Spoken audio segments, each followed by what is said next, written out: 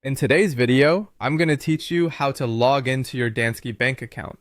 We'll go through the steps for accessing your online banking, ensuring that you can manage your finances with ease and security. Whether you're sitting down at your desktop computer or using a laptop, logging into Danske Bank's e-banking is straightforward. To get started, open your preferred internet browser and navigate to the official Danske Bank website.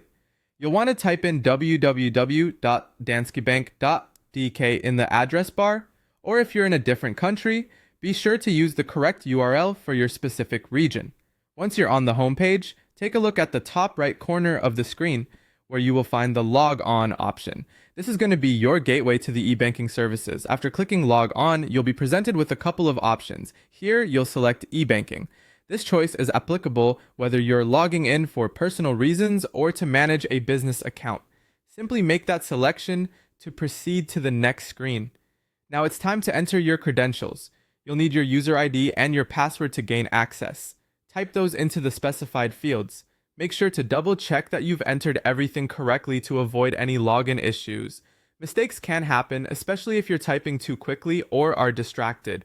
Once your user ID and password are in place, there's an additional step for security purposes. To complete the login process, you'll need to approve your login using one of the secure ID methods. If you're logging in from Denmark, you will use MightyID. However, if you're accessing your account from countries like Finland, the UK, or Norway, you'll be using Danske ID. This step is important to ensure that your financial information remains safe and secure. Keep your device nearby so you can approve the login promptly.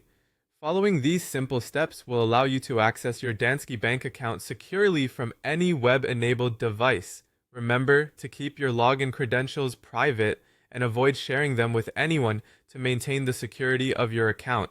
If you have any trouble accessing your account or receive any error messages, checking that you're on the official site and that your user ID and password are correct can save you a lot of troubleshooting time.